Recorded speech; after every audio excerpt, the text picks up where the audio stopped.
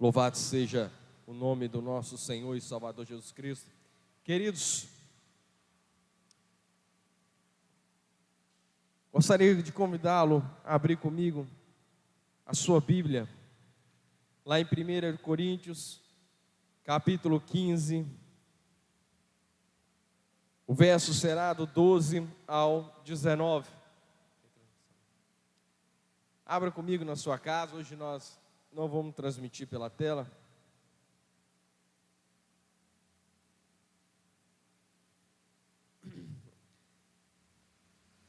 Primeira carta aos Coríntios, capítulo 15. Nós vamos ler do verso 12 ao verso 19.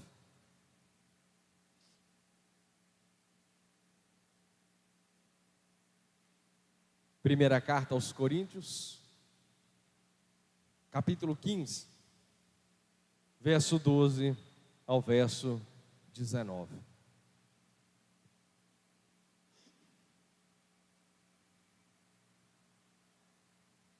Está escrito assim: ora,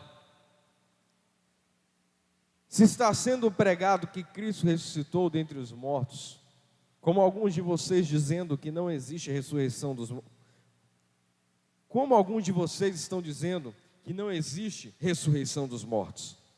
Se não há ressurreição dos mortos, nem Cristo ressuscitou, e se Cristo não ressuscitou, é inútil a nossa pregação, como também é inútil a fé que vocês têm. Mais que isso, seremos considerados falsas testemunhas de Deus, pois contra Ele testemunhamos que ressuscitou a Cristo dentre os mortos. Mas se de fato os mortos não ressuscitam, Ele também não ressuscitou a Cristo. Verso 16: pois se os mortos não ressuscitam, nem mesmo Cristo ressuscitou. E se Cristo não ressuscitou, é inútil a fé que vocês têm, e ainda estão em seus pecados. Neste caso, também os que dormiram em Cristo estão perdidos. Se é somente para esta vida que temos esperança em Cristo, somos, de todos os homens, os mais dignos de compaixão. Feche os olhos. Espírito de Deus, a honra, a glória e o louvor pertencem a Ti. Eu peço ao Senhor que essa palavra, ó Pai, possa atingir o centro do nosso coração, e que não venhamos ser apenas ouvintes, mas que possamos ser praticantes dessa palavra. Por isso, Espírito Santo, fala aquilo que lhe apraz, fala aquilo que a Tua igreja carece de ouvir do Senhor, e não aquilo que eu fique limitado somente àquilo que eu estudei para pregar, ou as expectativas que os Teus filhos queiram ouvir, mas fale conforme a carência, a dependência da Tua santa e poderosa igreja, em nome de Jesus. Amém, amém e amém. Louvado seja o nome do nosso Senhor e Salvador Jesus Cristo. Queridos, o apóstolo Paulo, ele começa a falar para a igreja de Coríntios a respeito da morte de Jesus Cristo, de todo o processo que Cristo passou por mim e por você, e justamente mostrando para aquela igreja a necessidade de entender esse processo de Cristo, até da sua crucificação, da sua morte. Sabemos que lá na morte de Cristo, os nossos pecados foram todos perdoados através ali daquele sacrifício de Cristo. Só que, meu querido, nosso Jesus, Ele não ficou pendurado em uma cruz. Nosso Jesus, Ele não tem uma tumba. Ele teve, mas Ele não permaneceu nela. A palavra de Deus vai dizer que o nosso Jesus, Ele ressuscitou. O Cristo que foi pregado, Ele ressuscitou. A ressurreição de Cristo, então, ela deve ser tão somente enfatizada, pois é ela quem traz a esperança do grande encontro triunfal de Jesus com a sua igreja. Naquele grande dia, se nós não estivermos mais aqui e Cristo voltar, a grande esperança que nós temos é a seguinte: que se Cristo ressuscitou dos mortos, nós também ressuscitaremos e nos encontraremos. Ou seja, a nossa vida, ela não acaba ali no cemitério daqui de Teixeira de Freitas ou de qualquer outro lugar. A nossa vida, ela existe uma continuidade. Ou seja, a morte, ela não é o limite para nós, não é a deadline, não é a última linha, não é a linha final da nossa vida. Pelo contrário, Jesus Cristo tem promessa para nós após nós sairmos desse mundo. A ressurreição nos traz a proposta de que a vida não se encerra aqui. Ela tem uma continuidade, ela possui um sentido, ela possui o quê? Ela tem um propósito. Ela demonstra um amor exorbitante do Criador para conosco. A ressurreição, ela simboliza isso tudo, ela apresenta isso tudo para nós. E em Cristo, a ressurreição de Jesus trouxe a salvação. Lá em Romanos, capítulo de número 10, capítulo de número 10, versículo 9 e 10. Diz assim a palavra do Senhor: se você confessar com a sua boca que Jesus é o Senhor e crer em seu coração que Deus o ressuscitou dentre os mortos, será salvo. Henrique, fica atento para você projetar para mim, viu? Será salvo. Ou seja, qual é o passo? Tem que acreditar que Jesus ressuscitou. O nosso Jesus não permaneceu, não ficou em uma cruz. O nosso Jesus, ele está vivo. Hoje ele está à destra de Deus. E esta ressurreição trouxe a esperança para nós de quê? De salvação. É isso que o apóstolo Paulo diz a respeito do texto que nós acabamos de ler, 1 Coríntios de 12 a 19, que tudo dependia da ressurreição corporal de Jesus. Jesus ressuscitou como? Em corpo. Não foi a alma, foi o corpo. E Paulo começa a esboçar o seguinte: olha, sem essa ressurreição, a nossa pregação, ela seria o quê? Seria vã. Seria sem sentido, sem propósito. Se Cristo não ressuscitou dentre os mortos, estamos aqui à toa, pregando à toa, sendo cristão à toa. A nossa fé seria quê? Seria em vão. Ou seja, acreditar em quê? Se Cristo não ressuscitou, a nossa fé seria em vão. E outros, os apóstolos, as testemunhas oculares, aqueles que viram Jesus ressurreto, os discípulos, e há mais de 500 pessoas, como diz o texto, um pouco mais acima deste mesmo capítulo de número 15, as 500 pessoas que Jesus se mostrou para elas, ressurreto, seriam testemunhas falsas. Se Cristo não tivesse ressuscitado dentre os mortos, nós não seríamos perdoados. Estaríamos permanecendo no pecado. Se Cristo não tivesse ressuscitado, os que dormiram em Cristo permaneceriam. Ou seja, aqueles que antecederam a Jesus, mas tiveram a fé no Filho de Deus, naquele que queria esmagar a cabeça da serpente. Se este Jesus não tivesse ressuscitado, esses estariam perdidos. E os cristãos seriam os homens mais infelizes de toda a face da terra. Está entendendo aqui a importância da ressurreição, meu querido? Nós celebramos um Jesus que ressuscitou. Nós celebramos um Jesus que não está morto, mas há um Jesus que está vivo, que reina, que é poderoso. E a maior esperança que a igreja pode ter nesse Jesus é que um dia Ele irá voltar para buscar a amada igreja dEle. É para isso que nós temos que ficar preparados, meus irmãos. Você não vem apenas a um culto de quarta, a um culto de domingo. Você vem porque você acredita que Jesus vai voltar para te buscar, igreja.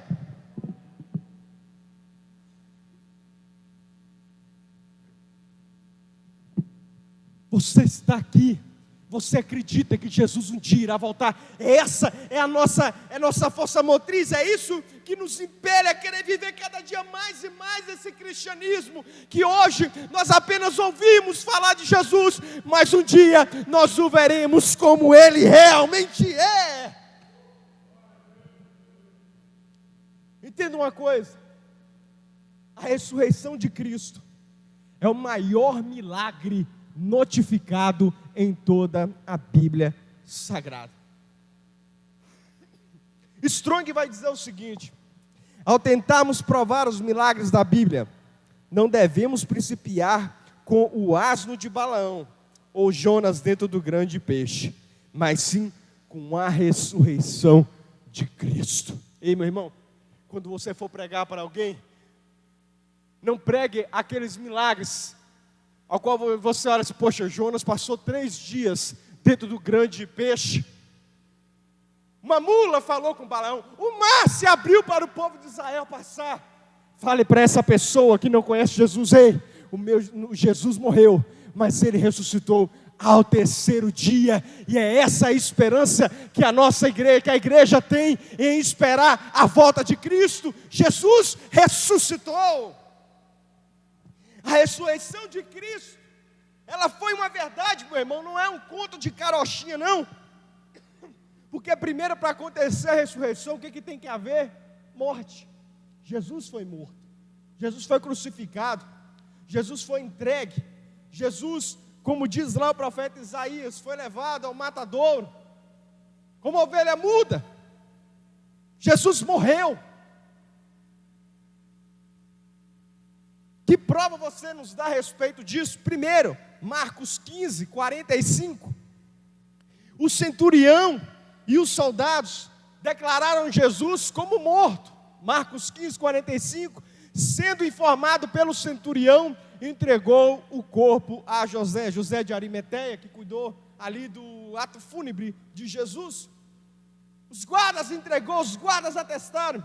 Lá em Marcos 16, capítulo de número 1, as mulheres que vieram ungir o corpo de Jesus também testificaram que Jesus foi morto.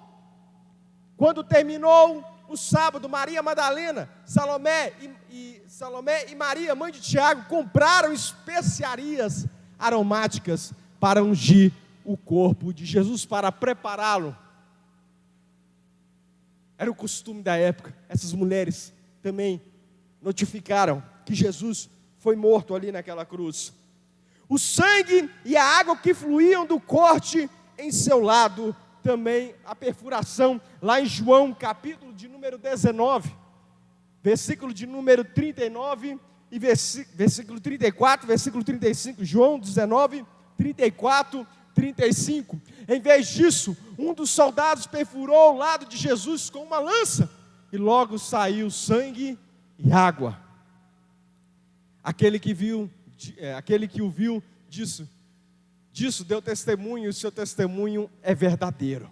Ou seja, ele testemunhou que Jesus realmente ali já estava morto. Ele sabe o que está dizendo, é testemunho para que vocês também creiam. Jesus então realmente morreu. Ele tinha que estar morto para que acontecesse o ato da ressurreição. E Jesus, ele ressuscitou corporalmente. Lá em Mateus 28, versículo de número 9, Jesus ressuscitou na forma corporal, em carne e osso. De repente, Jesus as encontrou e disse: salve. E elas se aproximaram dele, abraçaram-lhe os pés e o adoraram.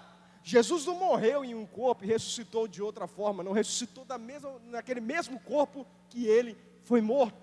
Porque todos identificaram ele, todos sabiam, todos reconheciam, as mulheres reconheciam. Lá em Lucas 24, versículo 39 e versículo 40. Olha só o que vai dizer. Jesus, com as mesmas mãos que foram perfuradas, vejam as minhas mãos e os meus pés, sou eu mesmo, toquem-me, vejam. Um espírito não tem carne nem osso, como vocês estão vendo que eu tenho. Jesus se apresenta vivo. Tendo dito isso, mostrou-lhe os pés e mostrou as mãos. Jesus ressuscitou daquele mesmo corpo. Jesus, ele estava ali, foi algo extraordinário. Esse é o maior milagre da vida, meus queridos.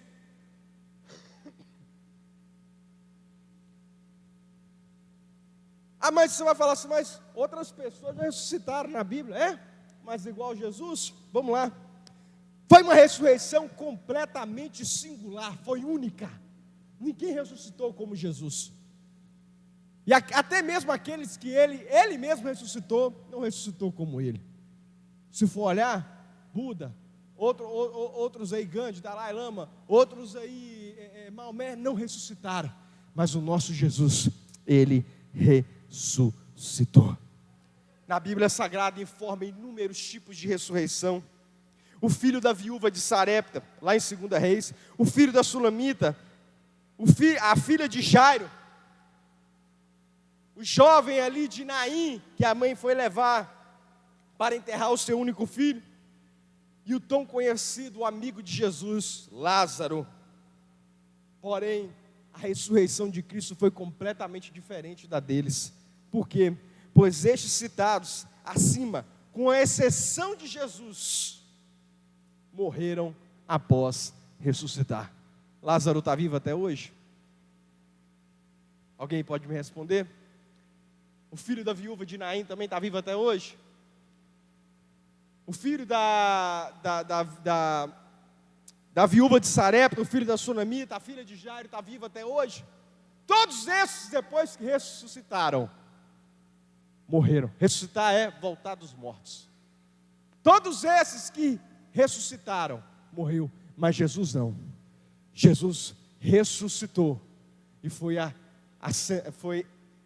elevado aos céus, aos olhos de todos, e hoje ele está à destra de Deus. Jesus, ele continua vivo e continuará vivo para todos sempre. Olha só o que Paulo vai dizer lá em Romanos 6.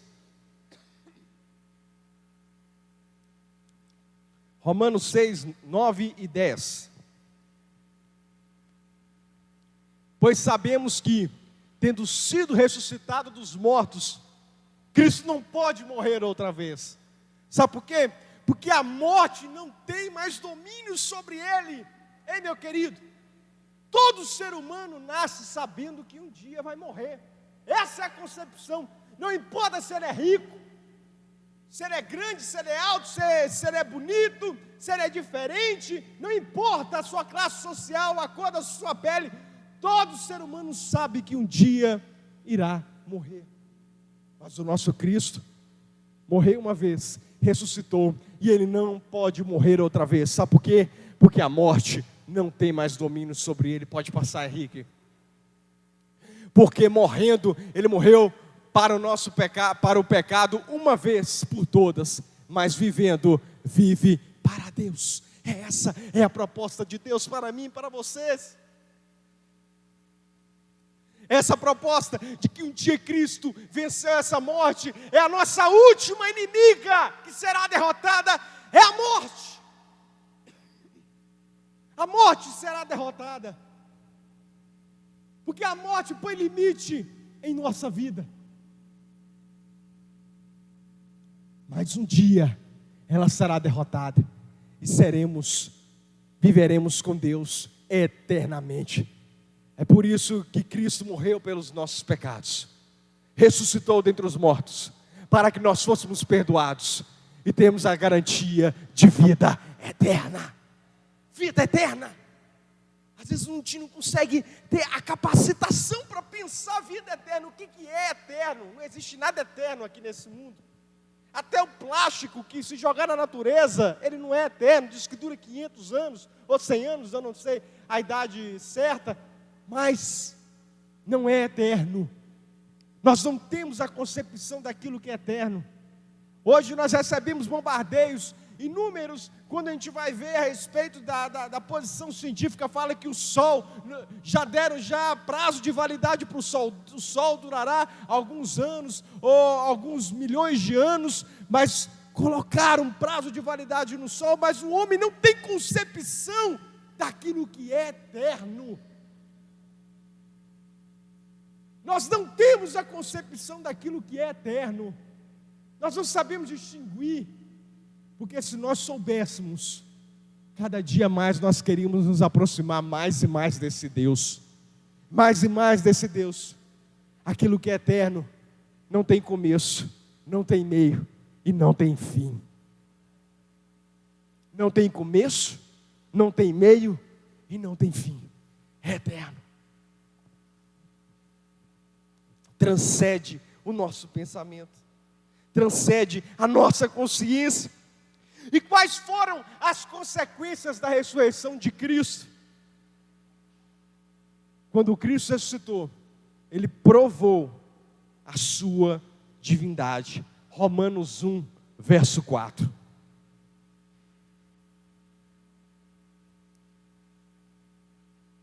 E que mediante o Espírito de Santidade foi declarado Filho de Deus, com poder, pela sua ressurreição dentre os mortos, Jesus Cristo, o nosso Senhor. Isso prova a divindade, a deidade de Cristo. Nos assegura, em segundo lugar, nos assegura da aceitação da obra de Cristo. Romanos 4, 25, nos assegura disso, que tudo aquilo que Cristo fez ali na cruz, verdadeiramente foi consumado. A nossa dívida já está paga, Ele já ressuscitou, Ele já está de volta no lugar dEle. Olha o que vai dizer: Ele foi entregue à morte por nossos pecados e ressuscitado para a nossa justificação. A ressurreição de Cristo garante a obra dEle lá na cruz. Em terceiro lugar, fez Cristo o nosso sumo sacerdote. 1 Timóteo 2, verso 5 e verso 6. É Ele que nos mantém ligados ao Pai. É Ele que intercede por nós. Olha o que vai dizer: pois há um só Deus e um mediador entre Deus e os homens. Quem é? O homem Cristo Jesus. Pode passar. O qual se entregou a si mesmo como resgate por todos.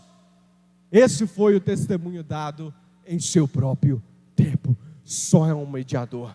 É por isso que tudo aquilo que nós fazemos não é para a nossa glória, não é para a glória de ninguém, mas é para a glória de Jesus. É em nome dele que nós selamos a nossa carta da oração, quando nós queremos conversar com o Pai Eterno. É em nome dele que nós realizamos maravilhas. É no nome dele que nós repreendemos a enfermidade. É no nome dele que nós repreendemos a ação do maligno. É no nome dele que nós repreendemos todo o mal que quer nos assolar, que quer nos atrapalhar. É no nome dele que nós também invocamos as bênçãos do Senhor. O nome de Jesus, ele é poderoso. Jesus é o intermediador entre nós e entre Deus, meu querido. Ele é quem veio buscar de volta, trazer de volta para nós essa ligação que nós perdemos lá no Éden. Ele é o perfeito Adão. Ele não pecou, ele andou em santidade, ele viveu aqui, ele foi tentado sobre todas as coisas, mas em tudo ele triunfou. Ele é vencedor, e é isso que ele diz para nós: vença o mundo assim como eu venci.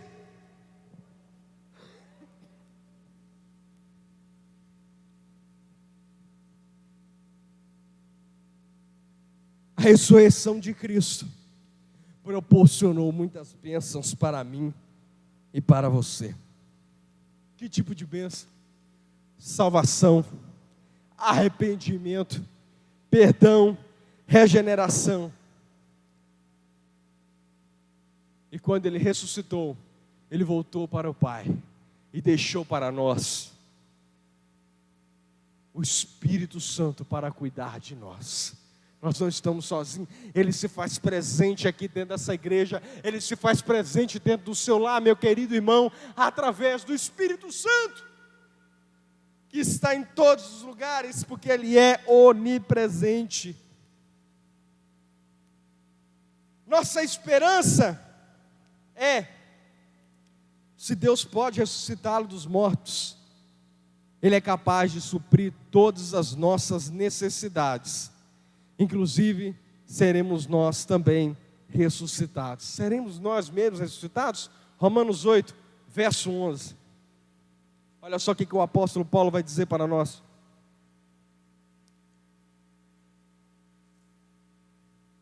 E se o Espírito daquele que ressuscitou Jesus dentre os mortos habita em vocês, aquele que ressuscitou a Cristo dentre os mortos também dará vida a seus corpos mortais, por meio do seu Espírito que habita em vocês. Quer outra prova?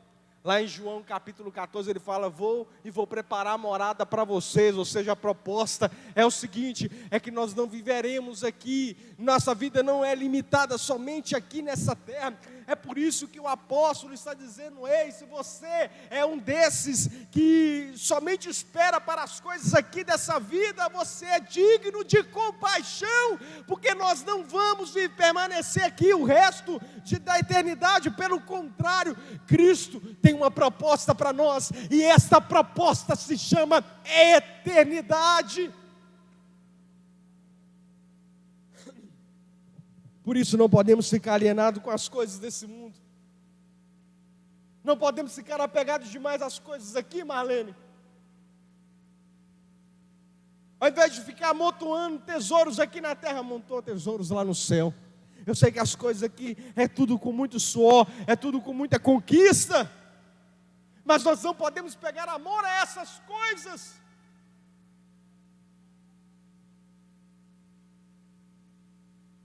Porque tudo vai ficar, mas tudo aquilo que nós fizermos aqui em prol do nome de Deus será contabilizado lá no céu, porque Ele tem galardão para mim e para você. Se acreditamos em um Cristo ressuscitado, esperamos a sua volta a qualquer momento. Ei, meu querido, se você acredita que Jesus ressuscitou, você tem que ter esperança também de que um dia Ele retornará. E se formos olhar tantos acontecimentos que está acontecendo, doença, igual nós estamos vivendo esse período aí agora de pandemia. Essa semana mesmo, bem no início da semana, se eu não me engano, tragédia acontecendo lá em Beirute, uma explosão de um lugar lá onde é que mexe com fogo de artifícios, eu não sei se era bomba. Um avião, acho que não aterrissar também, acontece uma catástrofe lá na Índia, tudo essa semana. E hoje eu recebi de um amigo lá da Índia, um local pegando fogo e pessoas morrendo. Estamos vivendo os últimos momentos, meus queridos. Nós temos que entender uma coisa: fomos alcançados por Cristo, fomos chamados para viver uma proposta de vida nova. O Evangelho é isso, é uma novidade de vida. Nós não somos obras que foram deixadas de lado pelo nosso Criador, pelo contrário, Deus investiu o Filho dele em nós, para que pudéssemos reconciliar com Ele e vivermos eternamente com Deus. Nós não estamos aqui abandonados, meus queridos. É por isso que a palavra de Deus ela vem para sacudir as nossas estruturas, fazendo que aquele que está dormindo, ele venha começar a se despertar. Porque se Cristo ressuscitou dentre os mortos, a proposta para nós é que nós seremos também ressuscitados juntamente com Ele. Caso sejamos a geração do arrebatamento, iremos subir, mas se não formos, a nossa esperança é: aqueles que dormiram em Cristo ressuscitarão. Para concluirmos, a ressurreição de Cristo é a esperança para nós. E por causa dessa ressurreição, nós pregamos, testemunhamos, vivenciamos milagres, nos arrependemos, somos perdoados e somos salvos. Olha os benefícios dessa ressurreição. Hoje, Jesus Cristo ressurreto, lá em Efésios 1, capítulo 1, versículo 19 ao 23. Efésios 1, 19. E a incomparável grandeza do seu poder para conosco, os que cremos conforme a atuação da sua poderosa força. Esse poder ele exerceu em Cristo, ressuscitando entre os mortos e fazendo assentar-se aonde? A sua direita. A direita de quem? De Deus. Nas regiões celestiais, muito acima de todo governo e autoridade, poder e domínio, e de todo nome que se possa mencionar, não apenas nesta era, mas também na que há de vir. Deus